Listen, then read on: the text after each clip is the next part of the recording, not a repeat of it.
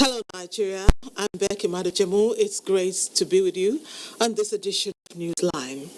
2020 is still very young, and one thing is clear, the optimism is in the air. We went to town to pick the thoughts of some Nigerians about their expectations.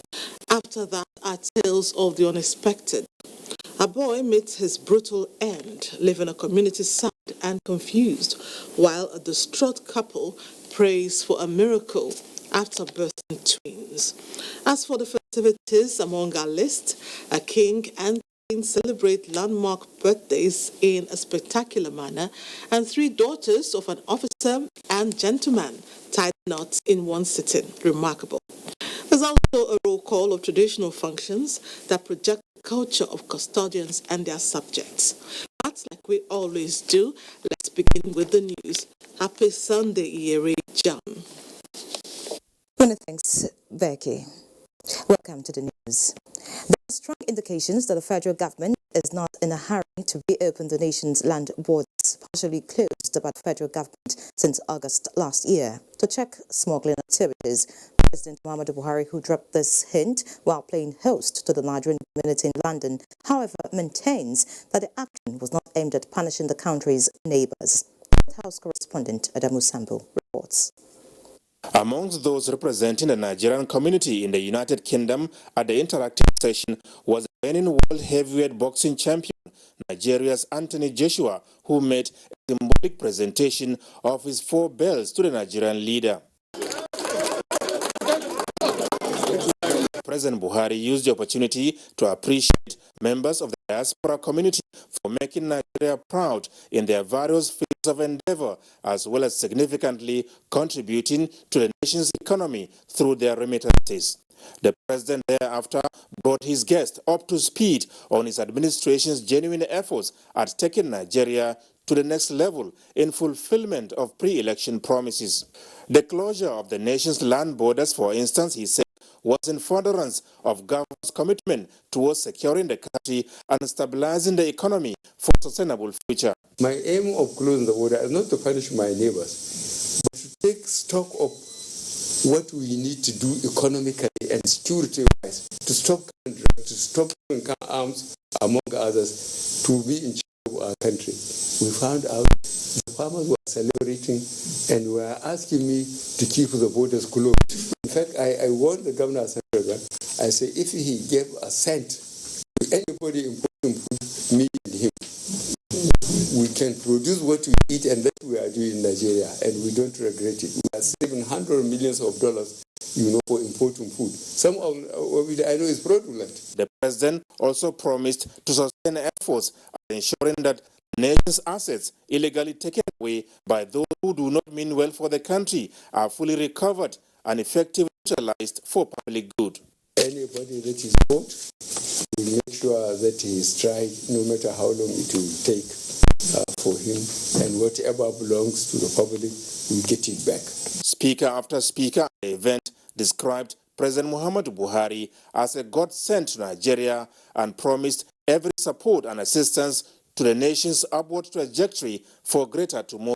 This is one head of state president that Nigeria will never and must never forget. So thank you for continuing to sacrifice for a country that everybody says is done. And hopefully by the time you leave office, it'll be difficult to go back to our old days. If there's anything you guys need me for, I'll stand up for Nigeria, for sure. The president is doing a lot, and all Nigerians, irrespective of tribe, irrespective of religion, must unite to support this president so that he can lead us to the greatness that we all desire and deserve. What makes up this kind of engagement with the president? Oh, they're all interested in investing in their country. We create a platform to make that happen. Just in the UK, control over £100 million economy, billions that can, we need to work together. So we keep passing the message from Mr. President. Let's work together to build a Nigeria value. President Buhari is in London for the UK Africa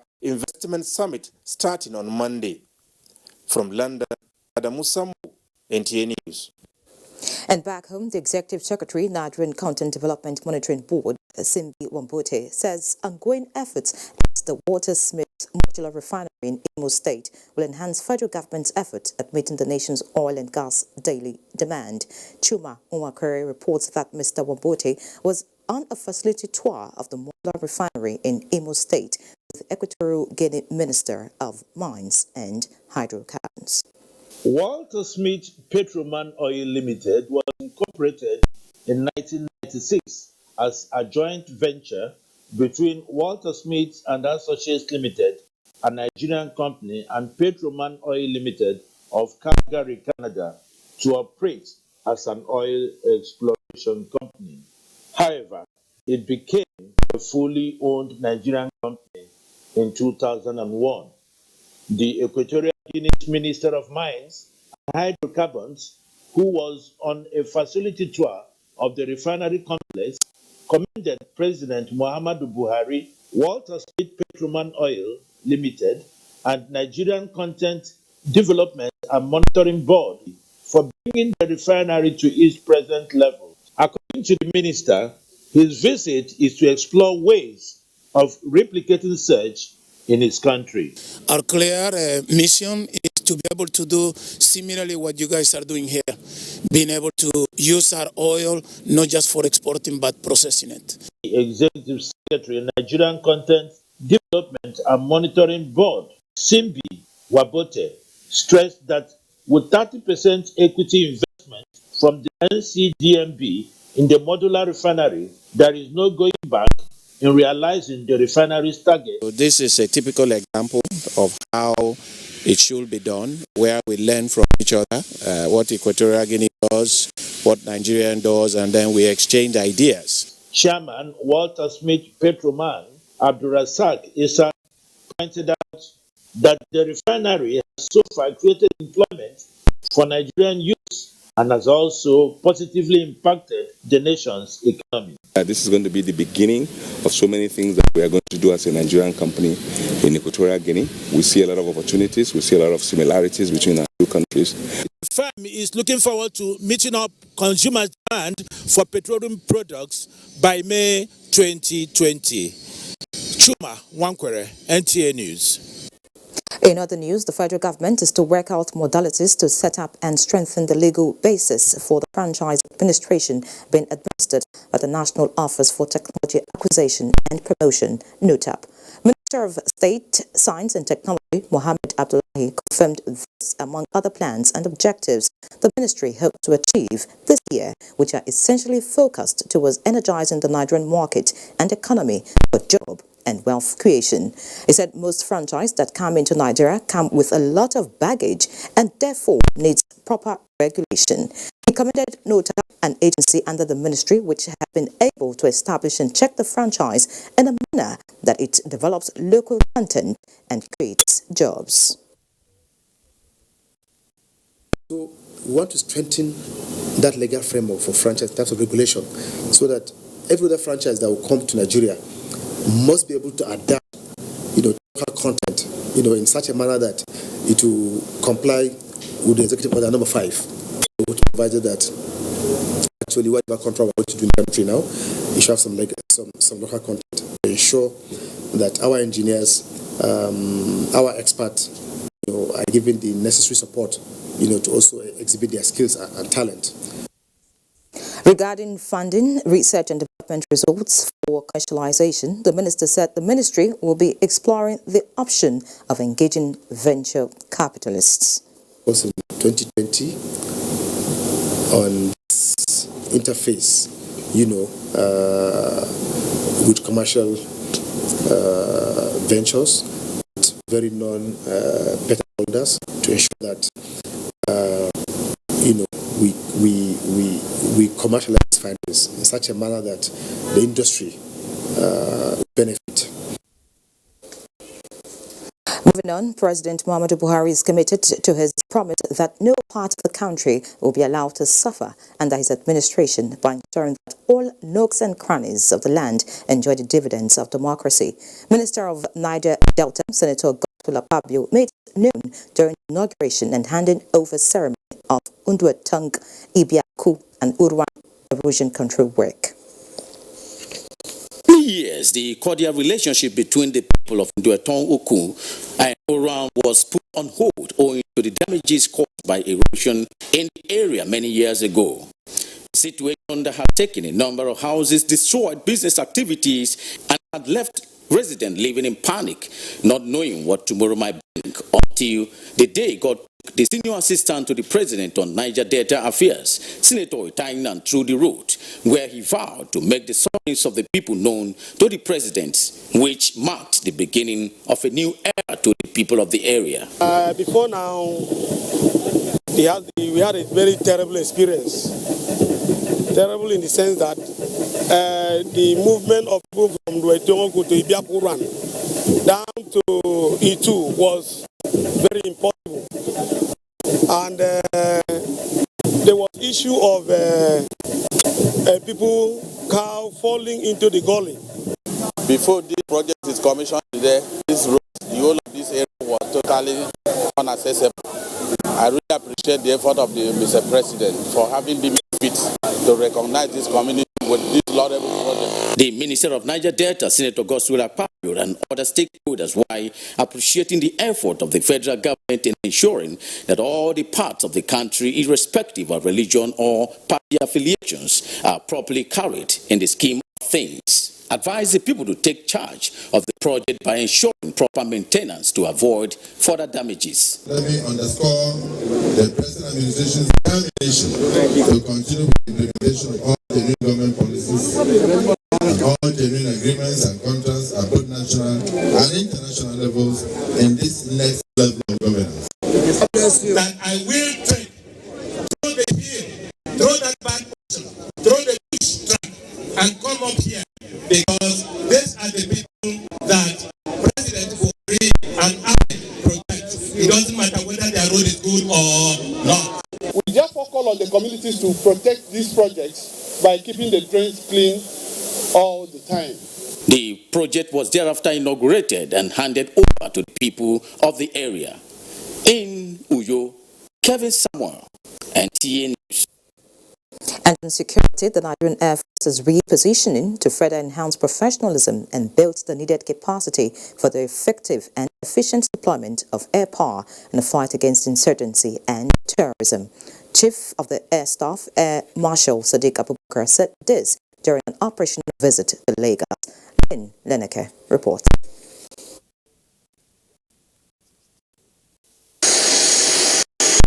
The Chief of the Air Staff, Air Marshal Sadiq Abubakar, who inspected some of the ongoing capital projects which spread across Air Force formations in Lagos, expressed satisfaction with the pace of work on the renovation of the NAF 913 aircraft at the 631 Aircraft Maintenance Depot, which he described as critical to the war against terrorism and other forms of criminality in the country. The objective is to ensure that we create an enabling environment for our ground forces to be able to conduct their own operations without any hindrance. And I think we are doing that very well.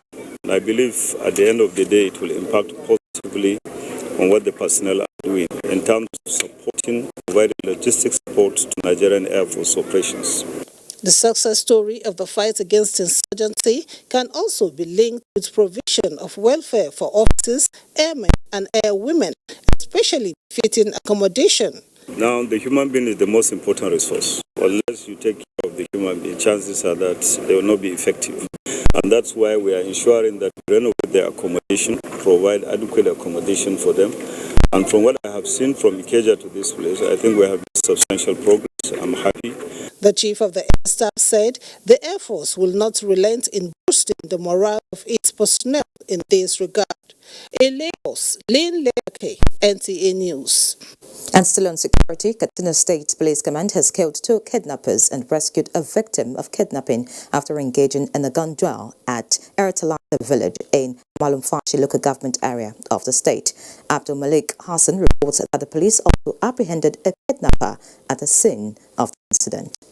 The rescued victim was abducted at his residence at Government Girls Secondary School Malumfashi staff quarters of Malumfashi local government area of Katsina State, with 50 million naira ransom demanded for his release. However, the incident took a different dimension when the Special Anti-Robbery Squad of the Katsina State Police engaged the kidnappers in a gun battle at Yertata village of Malumfashi to rescue the victim. In the course of the gun duel, the police shot to death 2 kidnappers and 1 was arrested, while others escaped. The State Commissioner of Police, Sanusi Buba, reiterated commitment of the command in the fight against kidnapping, cattle rustling, and other heinous crimes. We are determined, more than ever before, to deal decisively with any individual or group of individual criminals who may decide to contemplate testing the will of His Excellency, the Executive Governor of Katsina State, will be severely dealt with. He called on the public to always support and cooperate with the command in the ongoing fight against the criminal activities. The rescued victim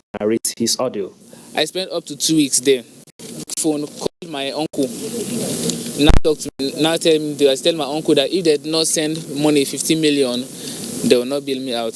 They were feeding me with bread and mineral the whole stay. I can't move because my legs were chained. It could be recalled that the state government has restricted the movement of motorcycles from 7 in the evening to 6 o'clock in the morning, all in another giant strike to address the security challenges in the state. In Katsina, Abdul Malik Hassan, NT News. Away from Katsina now, talking education, the Minister of Education, Adamu Adamu, has directed the Governing Council of the Ahmadu Bello University, Zaria, and the Selection Board to proceed with all processes required for the appointment of a new Vice-Chancellor for the institution. The ministry, while responding to a request by the Vice-Chancellor of the university for the intervention of the Obi of Onitsha in the disagreement over the selection process, the minister said the selection process should proceed as scheduled in accordance with approved guidelines. Having established that the processes and procedures adopted in the ongoing selection exercise are constant with the approved guidelines and the University Act, the minister said proceedings should be continued to a logical conclusion. It is the expectation of the ministry, the Governing Council, under the leadership of its chairman, take all necessary steps to ensure a successful discharge of this mandate in prompt, accountable, and transparent manner without undue rancor.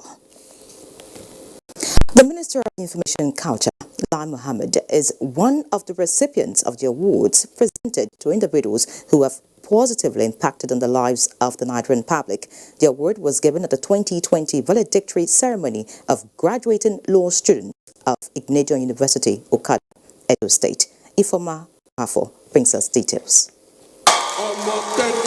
The graduates were excited and beaming with smiles, cheering as they received intermittent words of advice from the different speakers. The messages of the Vice-Chancellor of Ignatian University, Professor Lawrence Ezemonye, and other speakers were centered on the nobility of the law profession, which they believe can transform lives, protect the oppressed, and help build the nation. Your first job may not be your career. Most of you will start jobs, but change them at least once, maybe twice, or even more. Stand firm for the truth always. And you now have the opportunity to become leaders. The Minister of Information and Culture, Alhaji Lai Mohammed, who was presented by the Zonal Director, NTA Benin Network Center, Paul Emegbano, also believes that it is imperative that the graduates assert themselves in ethics of the profession to shape the future of the legal profession in Nigeria. Lai Mohammed, it is service to the country, service to humanity. You can see the dedication, the seriousness, the discipline, and the humility that he carries out his assignment. And I believe that training as a lawyer is, to a large extent, has contributed to the success of his career today. You have a degree in your hands, and I believe that it is an opportunity. It's something like a signpost for you to contribute to your quota to the growth of our country, Nigeria. Then came the award presentation to deserving individuals. Among them is the Honorable Minister of Information and Culture, Alhaji Lai Mohammed, for his contributions to the nation's development. From Igbinedion University, Okada, Ifoma Okafor, NTA News. The virtues of Islam was in focus as the Islamic Education Trust, IET, celebrated its Golden Jubilee in Mina, Niger State. The 50th anniversary had in attendance the Emir of Kano, Muhammad Sanusi II, Etsu Nupe Alhaji Yahya Abubakar, and the first military governor of Niger State, Admiral Murtala Onyako. Mukhtar Abubakar Wowo reports. Dignitaries, friends, and associates, as well as the beneficiaries of the Islamic Education Trust, converged in the celebration of the organization's achievements, reflecting on its beginning, present, and the future. The core purpose of establishing the Islamic Education Trust, IET, rests with the Da'wah Institute of Nigeria, and the basic aims include public enlightenment, capacity building of other Islamic organizations and individuals involved in Da'wah, interfaith bridge building for peaceful coexistence, striving for greater social justice, promoting faith-based critical thinking, preventing violent extremism, and promoting the rights of women in Islam. The Emir of Kano, Sanusi Lamido Sanusi II, stressed the need for the understanding of various aspects of Islam and what is more important during Da'wah for proper comprehension. What part of Islamic law, what verse in the Quran, what hadith of the Prophet allows a father to give birth to a child and leave the child to go and fend for himself? Late Sultan Abubakar III, late Lamido of Adamawa Aliyu Mustafa, and the first military governor of Niger State, Admiral Murtala Onyako, among other personalities, were recognized for their contributions towards the development of the Islamic Education Trust. Any education without moral rectitude associated with it, any life without moral rectitude is an empty life. The Islamic Education Trust was founded in Sokoto in 1969 by Sheikh Ahmed Lemu, late Hajia Aisha Lemu, and late Al-Haji Sani Ashafa Suleiman of blessed memory. Mina Mukhtar Abubakar, NTA News. And now talking sports, 17 goals were scored in 8 matches of the Nigeria Professional Football League, now in week 16, as Manzi Marcus reports on Sports Update.